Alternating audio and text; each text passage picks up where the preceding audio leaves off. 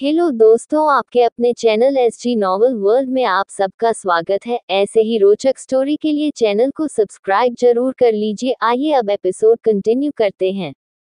Episode 156, लड़ाई में rude romance. कारण अपने रूम से फ्रेश होकर बाहर ही निकलने वाला था कि तभी उसके कमरे की दरवाजे पर एक नौकर आया और उसने करण से कहा, सर वह युवांशी मैडम आई है। करण ने गुस्से से नौकर की तरफ देखा और कहा, तो मैं क्या करूं? बाहर से भेज दो, उसे कोई जरूरत नहीं है उसे यहाँ आने की।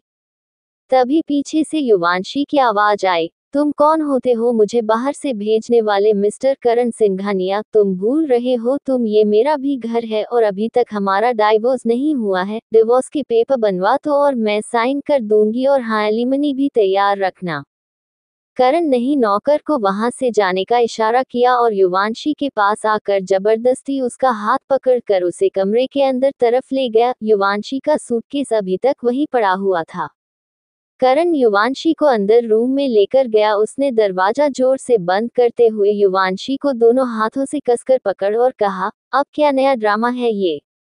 मुझे सब पता चल गया है। जिसके लिए मुझे छोड़कर गई थी अब उसी के पास जाओ। डिवोर्स के पेपर भिजवा दूंगा। और ये एलिमनी का क्या ड्रामा कर रही हो? जिसके ऐसे गले मिल रही थी उसी के पास जाकर रहो, तुम्हें एलिमनी की क्या जरूरत है? युवांशी ने करण की तरफ हैरानी से देखा। पहले तो जैसे युवांशी को कुछ समझ में नहीं आया, लेकिन कुछ देर बाद उसे धीरे धीरे सब समझ आने लगा।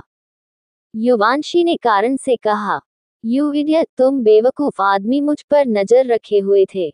उद्धरण चिन्ह डॉट। और अगर मैं किसी से मिल भी रही हूं तो उसे तुम्हें क्या? वो मेरा मैनेजर है और वह मेरा दोस्त भी है। तुम भी घटिया और तुम्हारी सोच भी घटिया ही है। करण ने युवांशी का हाथ पकड़कर उसे झटके से बेड की तरफ धक्का दिया।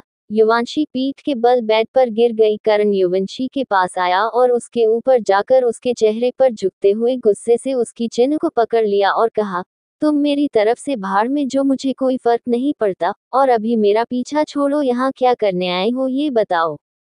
युवांशी, दूर हटो मुझे, और मैं तुम्हें बता तो दिया, मुझे डिवोर्स और एलिमनी की रकम दोनों चाहिए, और वह भी तुमसे। करण, एलिमनी की रकम क्यों चाहिए तुम्हें? उद्धरण चिन्ह डॉट। तुम्हारे माँ बाप ने बेदखल कर दिया क्या तुम्हें घर से? उद्धरण चिन्ह। युवांशी, मेरे मॉम डैड के बारे में बकवास मत करो और छोड़ दो मुझे। करण, क्यों अब मेरा छूना भी तुम्हें बुरा लग रहा है? शायद तुम भूल रही हो मिसेज युवांशी सिंघानिया की हम दोनों पति पत्नी हैं और हमारा डाइवोर्स नहीं हुआ अभी तक। तो मेरा तुम पर पूरा हक है, मैं जो चाहे कर सकता हूँ तुम्हारे साथ।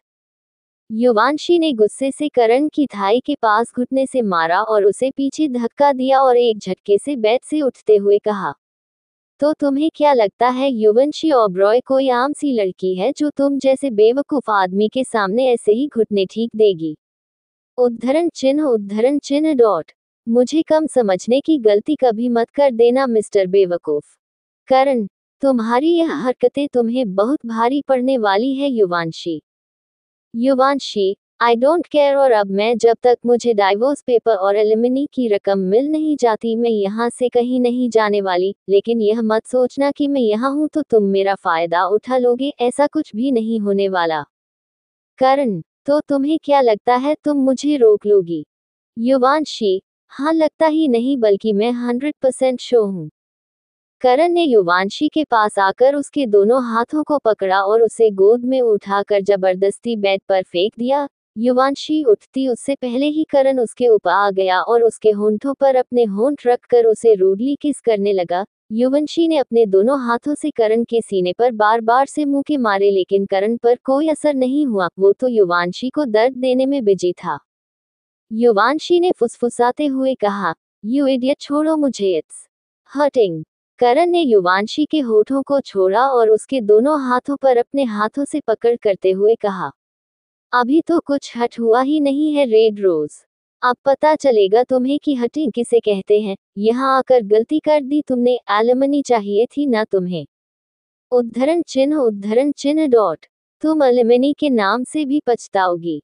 युवंशी, तो तुमने मुझे इतना कमजोर समझा है मिस्टर करण सिंघानिया कि मैं ऐसे ही तुम्हारे सामने झुक जाऊंगी या कुछ और? तुम बिल्कुल गलत हो मिस्टर करण सिंघानिया, युवांशी ओबरॉय को मुकाबला करना अच्छे से आता है।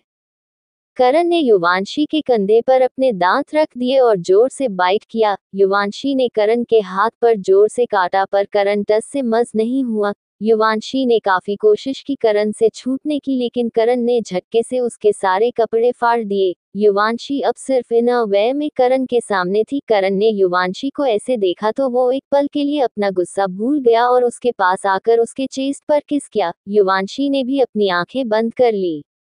आई एम सो सॉरी रीड, लेकिन आज बहुत छोटा चैप्टर अपलोड कर रही हूँ क्योंकि बहुत देर हो चुकी है। ऑलमोस्ट 11 बजे बजने वाल। देर से चैप्टर दिया क्योंकि मेरी तबीयत खराब थी और आप लोगों से बार बार पूछने पर भी आप में से किसी ने नहीं बताया। अगर आप में से किसी के साथ भी ऐसी कोई प्रॉब्लम है स्टोन वगैरह वाली तो मुझे प्लीज बताएं ताकि मेरी थोड़ी हेल्प हो सके। Episode 157 double meaning. युवराज। अचानक से युवांशी को कुछ याद आया और उसने करण को पीछे धक्का देने की कोशिश करते हुए कहा, जाने दो मुझे हवसी कहीं के, उसके अलावा कुछ और भी सूझता है क्या तुम्हें? करण ने आरोही के ऊपर से उठते हुए कहा, सूझता तो बहुत कुछ है पर तुम्हारी शक्ल देखकर मुझे बहुत गुस्सा आता है। तुम्हारे साथ अब तुम्हारे उस आशिक को भी सजा मिलेगी और ये तुम भी जानती हो कि मैं कभी मजाक में ऐसी कोई बात नहीं बोलता। युवांशी झटके से बेड से उठी और क्लोजेट से करण के कपड़े निकाल कर पहन लिए और रूम से बाहर जाकर अपना बैग ले आए। करण ने अपना फोन निकाला और किसी को फोन करने लगा। करण। हाँ जतिन, वो कल को मेरी बिरला के साथ मीटिंग है, उसकी फाइल सेंड करो मुझे अभी, मैं बाकी की तैयारी करके उसे कंप्लीट कर लेता हूँ। युवांशी रूम में आए और अपना बैग खोलकर कपड़े क्लोजेट में रखने वाली थी कि तभी करण ने उसके हाथ से उसके कपड़े नीचे फेंक दिए। युवांशी को बहुत ज्यादा गुस्सा आ गया। Yuvanshi, how dare you to touch my clothes? Karan Yuvanshi के पास आते हुए, I have right to touch your all thing. अगर यकीन नहीं तो करके दिखा देता हूँ। युवांशी, घटिया इंसान, मैं अपने कपड़े रखने वाली थी, तुमने ये सब क्यों किया? उद्धरण चिन्ह। करण, क्योंकि ये मेरा रूम है और यहाँ मुझे तुम्हारी कोई चीज बर्दाश्त नहीं है। एलिमनी चाहिए ना तुम्हें? मिल जाएगी। अभी लॉयर को फोन करके डिवोर्स पेपर रेडी करवाता हूँ, 1 मिनट भी नहीं झेल सकता तुम्हें। और युवांशी ने गुस्से से करण को देखा और फिर कहा, तो ठीक है, अगर एलिमनी की रकम देने को तैयार हो तो मुझे कल तक 50 करोड़ रुपए चाहिए। करण बिना कुछ सोचे समझे, ठीक है मिल जाएंगे, बस इतनी रकम काफी है तुमसे पीछा छुड़वाने के लिए। पर एक बात याद रखना, तुम्हें पलकों पर बिठाया था, एक बार मुझसे रिश्ता टूट गया तो तुम्हें कोई पूछने वाला भी नहीं होगा। तुम्हारे माँ बाप भी तुम्हारे बिहेवियर की वजह से तुम्हें बर्दाश्त नहीं कर पाएंगे। युवांशी, ये तुम्हारी गलत फहमी है, मेरा नाम युवांशी है और कोई भी मेरे साथ कभी भी ये सब नहीं कर सकता। और वो मेरे मोम डैड है, उनके लिए मेरे सिवा और कोई भी जरूरी नहीं है दुनिया में। करण, लेकिन यही तुम्हारी सबसे बड़ी गलती है, मेरे लिए भी तुम सबसे जरूरी थी, लेकिन अगर हमारे बीच ये दूरी आई है तो सिर्फ तुम्हारी जुबान की वजह से। तुम कुछ भी करने से पहले ना ही कुछ सोचती हो और ना ही कभी किसी से कुछ पूछना या किसी को कुछ बताना जरूरी समझती हो। युवांशी, ये बात तो तुम्हारी सरासर गलत है करण, क्योंकि हमारे बीच दूरी मेरी जुबान की वजह से नहीं, तुम्हारे धोखे की वजह से आई है। मुझसे प्यार का नाटक किया तुमने क्योंकि मेरे अंदर उसका दिल धड़क रहा है जिससे तुमने सच्चा प्यार किया था, और मैं सोचती रही कि मैं कितनी लकी हूँ जो तुम मुझे मिल गए। करण, तुम मुझे ब्लेम कर रही हो और तुमने क्या किया? मुझसे बिना पूछे बिना किसी से डिस्कस करे तुमने अबॉर्शन करवा दिया। अगर तुम्हें ये बच्चा नहीं भी चाहिए था तो एक बार मुझसे बात करना तो चाहिए था ना। युवांशी, अगर तुम्हें बता देती तो या तो तुम कोई ना कोई बखेड़ा खड़ा कर देते या मान जाते, और अगर मानना ही है तो ऐसे में क्या प्रॉब्लम है? मैंने करवा लिया, तुम भी नहीं मना करते, और अगर तुम्हें मना करना था तो ये तो अच्छी बात है ना कि मैं तुम्हें बिना बताए अबॉर्शन करवा लिया। मैं ये अनचाही जिम्मेदारी अपने सर पर नहीं लेना चाहती थी। Karan, shut up this bullshit and जाओ यहाँ से, मेरा दिमाग खराब मत करो। युवांशी, मैं कहीं नहीं जाने वाली, मैं यहीं पर हूँ और जब तक डिवोर्स के पेपर मेरे हाथ में नहीं आ जाते यहीं पर ही रहूंगी। तुम कर लो तुम्हें जो कुछ करना है।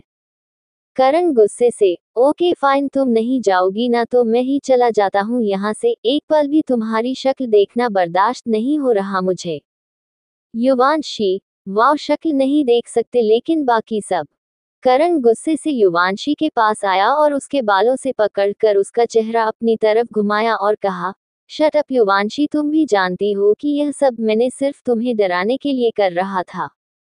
युवांशी ने झटके से खुद को छुड़वाया और करण से दूर हो गई। करण ने अपनी फाइल और लैपटॉप लिया और रूम से बाहर निकल गया। युवांशी ने करण को जाते हुए गुस्से से देखा और बेड पर बैठ गई। वो कमरे में इधर उधर देखकर गुस्से से बेड पर लेट गई।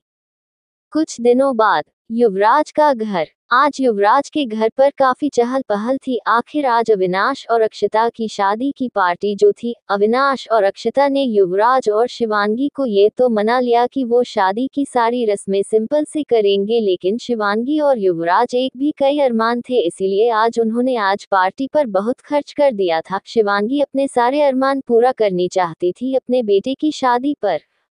घर में युवराज की काफी सारे बिजनेसमैन दोस्त और कोई पार्टनर्स वगैरह आ जा रहे थे। पूरा घर रंग बिरंगी लाइट्स और बहुत सारे फूलों की सजावट से सजा हुआ था। नौकर इधर उधर सभी आ रहे मेहमानों को ड्रिंक और खाना वगैरह सभी कर रहे थे। अविनाश और अक्षता की शादी तो सिंपल से तरीके से आज सुबह ही हुई थी, लेकिन अब युवराज आज रात काफी बड़ी पार्टी दे रहा था अपने सभी बिजनेसमैन और दोस्तों को। पार्टी इतनी शानदार थी कि सब लोग तारीफ कर रहे थे। तभी ऊपर वाले कमरे से अक्षता और अविनाश आते हुए दिखाई दिए। उन दोनों ने एक दूसरे का हाथ पकड़ा हुआ था। अक्षता ने गोल्डन कलर का लहंगा पहना हुआ था और माथे पर मांग टीका और गले में रानी हार पहना हुआ था। अक्षता के हाथों में मोटे मोटे कंगन और कानों में गोल्डन कलर के ईयरिंग्स थे। अक्षता के कान में नथनी थी और वह इतनी ज्यादा खूबसूरत लग रही थी जैसे कहीं की महारानी हो। अविनाश ने लाइट ब्राउन कलर की शेरवानी और पैरों में मोक्सिन्स जूती पहनी हुई थी। उन दोनों को देखकर एक औरत ने कहा, मिसेज शिवांगी, लीजिए आ गई आपकी बहू, ये तो सच में आसमान से उतरी हुई परी लग रही है। तभी शिवांगी सामने आई। शिवांगी ने हल्के ग्रीन रंग की साड़ी पहनी हुई थी जो काफी भारी लग रही थी। शिवांगी के हाथों में चूड़ियां और माथे पर छोटी सी बिंदी थी। शिवांगी के गले में व्हाइट कलर का डायमंड नेकलेस था। शिवांगी भी बहुत ज्यादा खूबसूरत लग रही थी। युवराज पीछे से शिवांगी के पास आकर खड़ा हो गया। युवराज ने ब्राउन कलर का पेंट कोट पहना हुआ था और पैरों में ब्लैक कलर के शूज। युवराज ने बालों को कलर करके ब्लैक किया हुआ था। युवराज आज अपनी उम्र से 10 साल छोटा लग रहा था। युवराज ने शिवांगी के कंधे पर हाथ रखते हुए कहा, हाँ तो बहू किसकी है?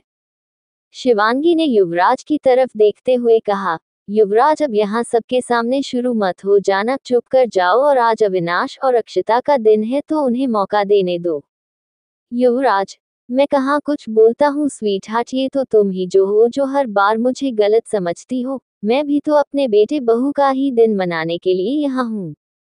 तुम्हें क्या लगा कि मैं अभी तुम्हारी तारीफें करते करते कोई मौके का फायदा उठा लूंगा? शिवांगी, मैं तुम्हें अच्छे से जानती हूँ युवराज, तुम जो नहीं भी सोचते मैं वह भी सोच लेती हूँ। युवराज, फिर तो तुम बहुत गंदी सोच सकती हो, क्योंकि मैं जितना गंदा सोच सकता हूँ उतना ही सोचता हूँ, तो तुम मुझसे भी ज्यादा सोच लेती हो। Very bad Shivangi. शिवांगी ने चिढ़ते हुए कहा, तुम सच में कभी नहीं सुधरने वाले युवराज, हर बात का डबल मीनिंग निकाल लेते हो। अब चुप कर जाओ, अक्षता और अविनाश आ गए हैं। अविनाश और अक्षता मुस्कुराते हुए आए और शिवांगी और युवराज के पास आकर खड़े हो गए। अक्षता शिवांगी के पैर छूने वाली थी, लेकिन शिवांगी ने उसे रोकते हुए कहा, क्या है ये अक्षता, बेटी माँ बाप के पैर नहीं छूती। अक्षता, आप लोग ही तो मेरे भगवान हैं आंटी, मुझ अनाथ को अपने घर की बहू बनाया, ये मैं कैसे भूल सकती हूँ। युवराज, तो अविनाश समझा दो इसे कि यहाँ अगर रहना है तो इसे भी हमारा दोस्त ही बनना पड़ेगा। और तुम तो अपनी माँ की साइड हो, तो मेरी तरफ भी तो कोई होना चाहिए ना। सभी मुस्काने लगे। तभी पीछे अक्षता की नजर युवांशी पर गई तो वो चुप हो गई। युवांशी ने पिंक कलर का गाउन पहना हुआ था और बाल खुले थे। युवांशी के चेहरे पर आज गुस्सा नहीं बल्कि परेशानी नजर आ रही थी। वो उन लोगों की तरफ बढ़ने लगी। तो क्या अब युवांशी करेगी कोई नया तमाशा? और क्या हो गया है उसका तलाक? एपिसोड 158 पहली रात पर कहाँ छोड़कर चले गए? तभी शिवांगी ने युवांशी को जानबूझकर इग्नोर करते हुए कहा, अविनाश चलो तुम दोनों डांस करते हैं, और तुम दोनों के लिए एक सरप्राइज भी है। युवांशी ने शिवांगी की तरफ देखा और वहीं रुक गई। वो वापस अपने रूम में ऊपर चली गई। शिवांगी एक पल के लिए दुखी हो गई और वो युवंशी के पीछे जाने के लिए आगे बढ़ी, लेकिन तभी युवराज ने उसका हाथ पकड़ लिया। शिवांगी ने युवराज की तरफ देखा और आंखों ही आंखों में कुछ कहने लगी। युवराज ने शिवांगी की बात को जैसे समझते हुए उसे कहा, अभी कोई फायदा नहीं है वहां जाने का शिवांगी, इतने दिन हो गए इतना समझाने पर भी उसे अपनी गलती का एहसास तक नहीं है। पहले तुम कहती थी ना, अब मैं कहता हूँ उसे अकेले रहने दो। उसे एहसास होना चाहिए कि उसकी वजह से कितने रिश्ते बर्बाद हो गए हैं। उसने अपनी खुद का घर बर्बाद कर लिया है, सिर्फ अपनी अकड़ और बदतमीजी की वजह से। शिवांगी, लेकिन युवराज तुमने देखा ना वो कितनी अकेली लग रही थी। उसे अभी अपनी माँ की जरूरत है, मुझे उसके पास जाना होगा। युवराज, कुछ नहीं होगा उसे। तुम इस वक्त अविनाश और अक्षता की खुशियों पर ध्यान दो। ये ना हो कि किसी एक को मानने के चक्कर में तुम दूसरे को भी नाराज होने का मौका दे दो। आगे तुम्हारी मर्जी है। मैं अपने बेटे बहू के साथ डांस फ्लो की तरफ जा रहा हूँ, तुम देख लो तुम्हें क्या करना है। अक्षता और अविनाश को देखकर शिवांगी ने एक बार युवराज की तरफ देखा और फिर उसे कमरे की तरफ जहां युवंशी गई थी। शिवांगी ने अविनाश के पास जाते हुए कहा, चलो हम सब डांस करते हैं। मेरे बच्चों का इतना बड़ा खुशी का दिन है तो ऐसे बोर थोड़ी ना करेंगे। सब लोग तो एंजॉय कर ही रहे हैं तो डांस से सब लोग और एंजॉय करेंगे। अविनाश और अक्षता शिवांगी के साथ डांस फ्लो की तरफ चले गए।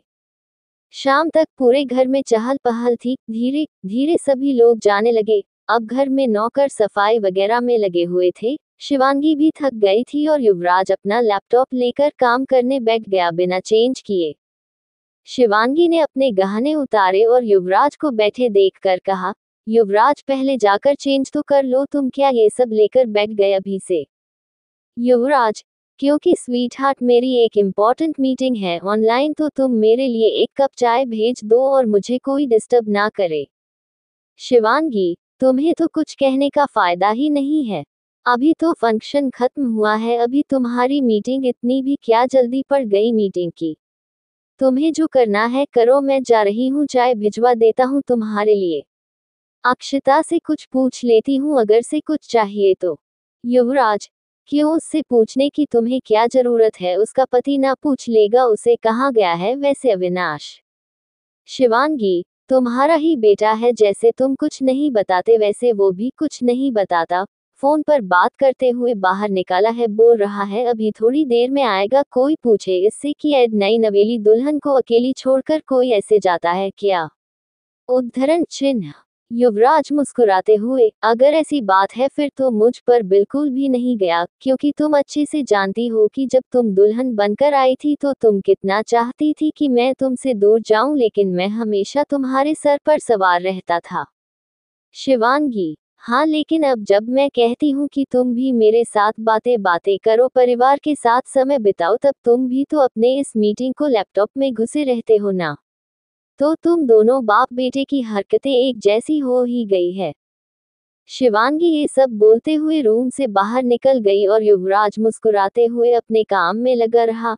शिवांगी सीधा अविनाश के रूम में गई और उसने देखा कि अक्षता बेड के पास खड़ी बाहर की तरफ देख रही थी। पूरा कमरा शिवांगी ने खुद डेकोरेशंस करवाया था। कमरे में सफेद और लाल गुलाब लगाए हुए थे। अविनाश के रूम का बेड हटवाकर वहां मास्टर बेड लगवा दिया था। रूम काफी अच्छा लग रहा था। शिवांगी नहीं चाहती थी कि अक्षता और अविनाश की कोई भी खुशी अधूरी रह जाए।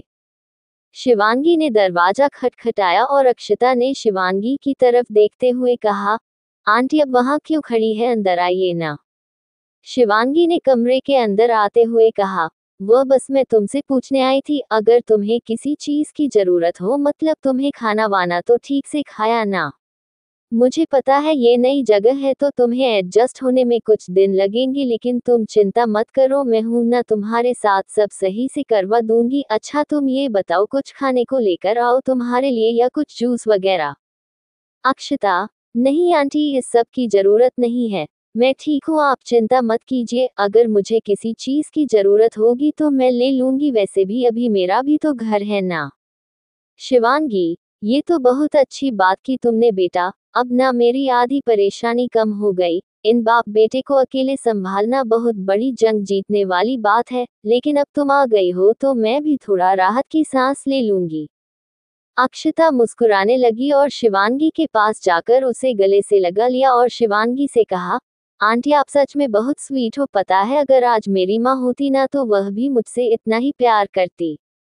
शिवांगी ने अक्षता का सर सहलाया और कहा, और ये तुम्हें किसने कहा कि मैं तुम्हारी माँ नहीं हूँ, अब से मेरी एक नहीं दो बेटियां हैं और तुम तो मेरी सबसे लाडली बेटी होगी, है ना। उद्धरण चिन्ह। अक्षता, जी आंटी। शिवांगी, अच्छा अभी ये आंटी कहना बंद करो और मुझे भी मोम ही बुलाओ, जैसे ही युवांशी और अविनाश बुलाते हैं मॉम। अक्षता ने स्माइल की और धीरे से कहा, मोम। शिवांगी, हाँ बिल्कुल ऐसे ही।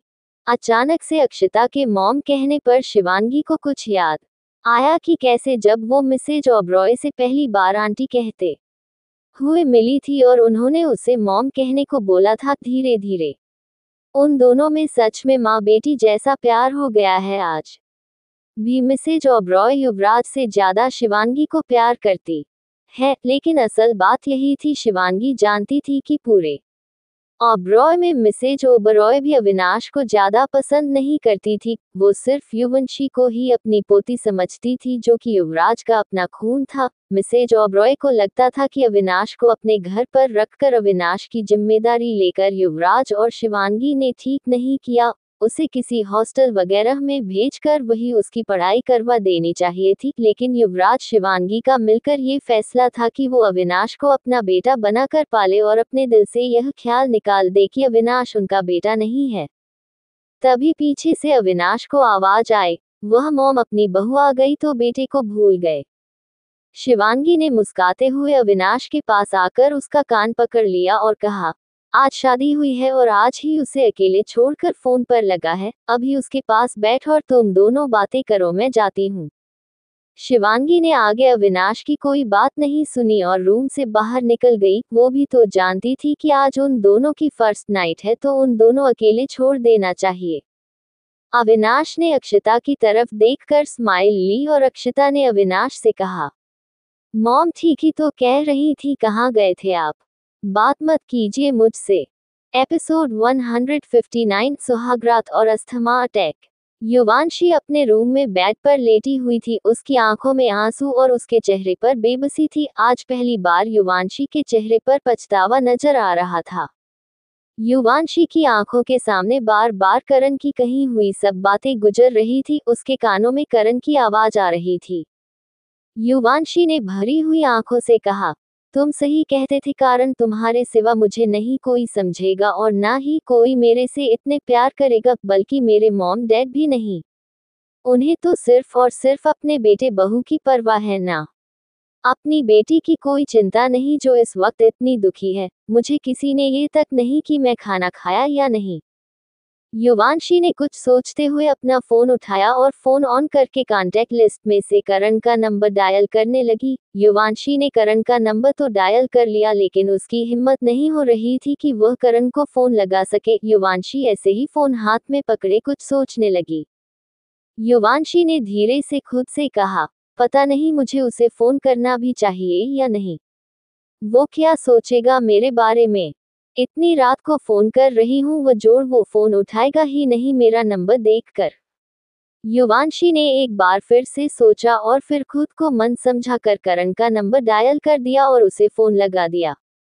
काफी देर तक बेल जाने के बाद भी सामने से किसी ने फोन नहीं उठाया तो युवांशी ने अपना फोन बेड पर रखते हुए कहा, मुझे क्या जरूरत है उसे फोन करने की, मैं जानती थी वो फोन नहीं उठाएगा और उठाएगी ही क्यों मेरा फोन। अब बचा ही क्या है हमारे बीच, कुछ दिनों में डाइवोर्स हो जाएगा तो सब खत्म। अभी युवांशी यही सब सोच रही थी कि उसका फोन बजने लगा। युवांशी ने देखा करण का फोन आ रहा था। युवांशी के चेहरे पर एक बड़ी सी स्माइल आ गई और उसके दिल की धड़कन बढ़ गई। उसने जल्दी से फोन उठाया। युवांशी ने फोन उठाया लेकिन उसकी हिम्मत नहीं हुई कुछ बोलने की। सामने से करण की बदली हुई सी आवाज आई, कैसी हो तुम? युवांशी ने भरी हुई आवाज से कहा, मैं ठीक हूँ, तुम बताओ क्या कर रहे हो? करण, कुछ नहीं, बस कुछ काम कर रहा था, तुम्हारी मिस्ड कॉल देखी तो मैंने फोन कर लिया, कुछ हुआ है क्या? युवांशी, कुछ नहीं, बस ऐसे ही सोचा तो मैं फोन कर लेती हूँ, अकेली बैठी थी तो इसीलिए। करण, अब अकेली होगी तो मेरी याद आ गई, तब तो तुम कह रही थी कि तुम्हारे मॉम डैड तुम्हारे सिवा किसी और को तुम्हारी जगह नहीं लेने देंगे, अब क्या हुआ तुम्हारे गुरूर को? युवांशी, अब तुमने फिर से मुझे ताने मारने के लिए फोन किया है क्या? मैं पहले ही बहुत परेशान हूँ करण। उद्धरण चिन्ह। करण, तो तुम्हें मेरी परेशानी कभी नजर ही नहीं आई, हर टाइम्स हर वक्त में अपना ही ख्याल आया है। युवांशी ने कुछ देर चुप रहने के बाद आंखें बंद करते हुए कहा, सॉरी करण, मुझे रिलायस हो रहा है कि तुमसे अलग होकर मैंने कितनी बड़ी गलती की। तुम सच कहते थे दुनिया में तुम ही हो जो मेरी केयर करते हो, मुझे समझते हो, लेकिन मैं तुम्हें नहीं समझा। माफ कर दो मुझे। तभी शिवांगी, जो युवांशी के रूम के दरवाजे पर खड़ी उसकी बातें सुन रही थी, उसकी आंखों में आंसू थे और चेहरे पर स्माइल थी। शिवांगी ने धीरे से कहा, युवांशी बेटा, माफ कर दो मुझे, लेकिन ये करना जरूरी था। अगर तुम्हें तुम्हारी गलती का एहसास नहीं करवाया तो पता नहीं कितने रिश्ते तबाह हो जाएंगे। करण बहुत अच्छा लड़का है और मैं नहीं चाहती कि तुम अपनी बदतमीजी की वजह से उसे खो दो, इसीलिए मुझे ये सब करना पड़ा। लेकिन मैं खुश हूँ कि तुम्हें अपनी गलती का एहसास है। अक्षता रूम में बेड के पास खड़ी थी और वो पीछे की तरफ जा रही थी। अविनाश अक्षता की तरफ बढ़ रहा था। अक्षता पीछे दीवार से लग गई और अविनाश अक्षता के पास आकर खड़ा हो गया। अविनाश ने मुस्कुराते हुए अक्षता के फोरहेड पर किस किया और कहा, अब क्यों शर्मा रही हो? अब तो शादी भी हो गई, तो तुमने ही कहा था कि मुझे शादी तक इंतजार करना चाहिए। अक्षता, हाँ तो मैंने कब कुछ भी कहा है? मैं तो लड़की हूँ और शर्माना तो लड़कियों का हक है, और ये तो मेरी फर्स्ट नाइट है। अविनाश ने अक्षता के हाथ पकड़ लिया और उसके हाथ पर किस करके उसे अपने पास ले आया। अक्षता ने अपनी आंखें बंद कर ली और अविनाश ने उसके कान के पास जाकर कहा, तो इजाजत है क्या? उद्धरण चिन्ह। अक्षता ने हाँ में सिर हिला दिया और अविनाश ने धीरे से अक्षता के होंठों पर अपने होंठ रख दिए और उसे किस करने लगा। अक्षता ने अपना हाथ अविनाश के कंधे पर रख दिया और अविनाश का एक हाथ अक्षता की कमर पर और दूसरे हाथ से उसने अक्षता का एक हाथ पकड़ा हुआ था। अविनाश ने अक्षता के होंठों पर अपने होंठों को रब किया और उसके होंठों को सक करने लगा। करीब 10 मिनट के बाद अक्षता ने अविनाश को पीछे धक्का दे दिया और वो गहरी सांसें लेने लगी। अविनाश ने उसे ऐसे हौंफते देखकर उसके पास आते हुए कहा, आप ठीक तो हो? उद्धरण चिन्ह डॉट। क्या हुआ आपको? आप ऐसे सांस क्यों ले रही हो? 1 मिनट में पानी लेकर आता हूँ आपके लिए। अक्षता ने अंदर से अपने बैग की तरफ जल्दी से इशारा किया और अविनाश को कुछ कहने की कोशिश करने लगी। अविनाश को कुछ समझ तो नहीं आया, लेकिन उसे जल्दी से बैग खोला और सामने बड़ा छोटा सा बॉक्स खोला जिसमें एक अस्थमा इनहेलर था। अविनाश ने हैरानी से उसे देखा और अक्षता ने वो इनहेलर उठा लिया और जल्दी से उसे सांस लेने की कोशिश करने लगी। कुछ देर बाद जब अक्षता नॉर्मल हुई तो अविनाश ने कहा, ये सब क्या है अक्षता? आपको अस्थमा है? अक्षता डर गई और उसने नीचे देखना शुरू कर दिया। Episode 160 romance night. करण ने युवांशी की बात सुनकर युवांशी से कहा, हाँ लेकिन मैं तुमसे नाराज नहीं हूँ अभी, और ये तो अच्छा है ना कि तुम समझ गई, लेकिन अभी तुम्हें ये समझना होगा कि शायद देर हो गई है। युवांशी, तो क्या तुम मेरे लिए हमारे रिश्ते कोई मौका नहीं दे सकते? मैं सच में दिल से तुमसे माफी मांगती हूँ करण, और वादा करती हूँ आगे से कभी तुमसे बदतमीजी से दूर ऊंची आवाज में बात नहीं करूंगी। मुझे रियलाइज हो गया कि मैं तुम्हारे बिना नहीं रह सकती। करण, मुझे नहीं लगता कि मैं तुम्हें माफ कर पाऊंगा। तुम्हारी बदतमीजी, बाकी सब कुछ मैं बर्दाश्त कर गया। किसी के लिए तुमसे नाराज नहीं हूँ, लेकिन ये तुम भी जानती हो कि मैं किस वजह से तुमसे नाराज हूँ। युवांशी, मैं मानती हूँ मुझसे गलती हो गई करण, लेकिन तुम भी तो मेरी फीलिंग्स को समझो। ये हम दोनों ही गलती है जिसकी वजह से मैं प्रेग्नेंट हो गई और मुझे अबॉर्शन करवाना पड़ा। तुम खुद सोचो, मैं सिर्फ 21 साल की हूँ और अभी इतनी बड़ी जिम्मेदारी। हाँ, मुझे तुमसे बात करके अबॉर्शन करवाना चाहिए था, लेकिन मैं यही सोच रही थी कि तुम मना कर देते झट से। करण, मैं मन नहीं करता क्योंकि मुझे तुमसे ज्यादा किसी और चीज की परवाह नहीं थी। अगर तुमने ये सब नहीं चाहिए था तो मैं भी तुम्हारी हाँ में हाँ ही मिलाता। तुम एक बार मुझसे बात तो कर सकती थी ना, ऐसे मुझे हट करके तुम्हें क्या मिला। युवांशी चुप हो गई। आज उसे भी एहसास हो रहा था कि अगर खुद ऐसी बातें सुनकर उसे इतना बुरा लग रहा है तो उसकी की गई बातों से सबको कितना बुरा लगता होगा। वो तो बिना सोचे समझे जो मुंह में आए सबको बोल देती थी और यह भी नहीं सोचती थी कि सामने वाला इंसान क्या महसूस कर रहा होगा उसकी बातें सुनकर। दूसरी तरफ अक्षता नीचे नजरें करके खड़ी थी और अविनाश खिड़की के पास खड़ा बाहर की तरफ देख रहा था। अक्षता को कुछ समझ नहीं आ रहा था कि वो अविनाश से कैसे बात करे। उसने अविनाश से अपने अस्थमा का सच छुपा तो लिया, लेकिन आज शादी की पहली रात हो, अविनाश को सब पता चल गया था। इस सब की वजह से अक्षता के दिल पर बहुत बड़ा बोझ हो गया था। उसकी आंखों से आंसू टपक रहे थे। अविनाश को खामोशी उसे और परेशान कर रही थी।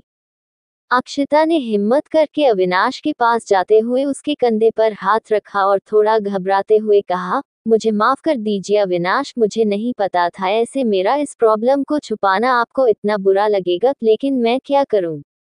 अगर मैं आपको बता देती और आप शादी करने से मना कर देते तो मेरा क्या होता?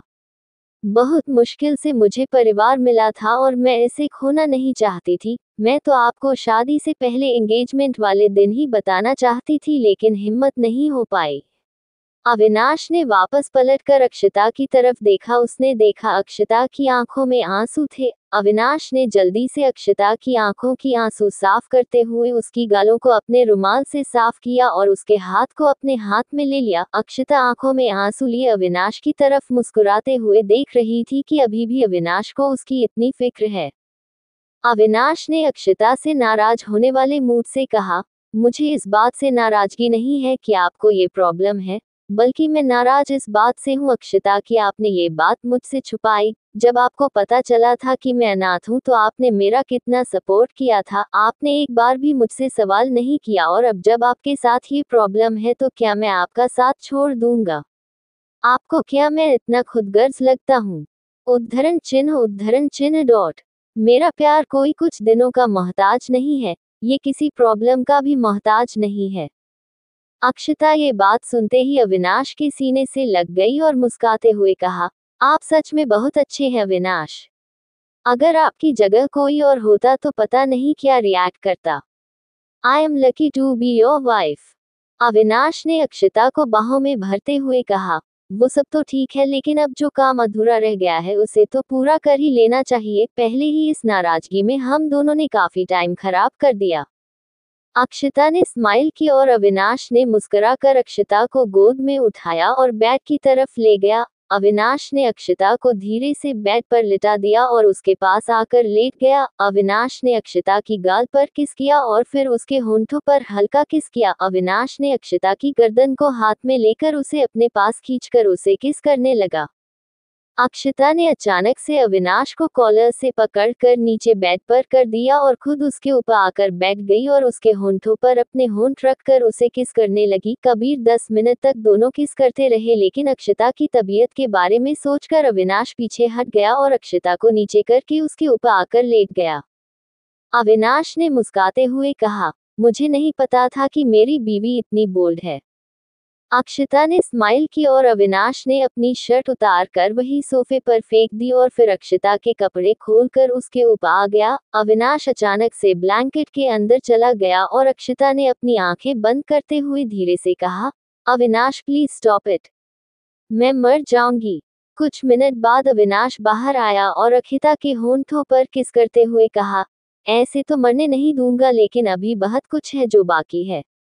बाकी का नेक्स्ट एपिसोड नेक्स्ट पार्ट में कवर करेंगे। कहानी को लाइक शेयर कमेंट जरूर करें और प्लीज लाइक भी जरूर करें। Thank you.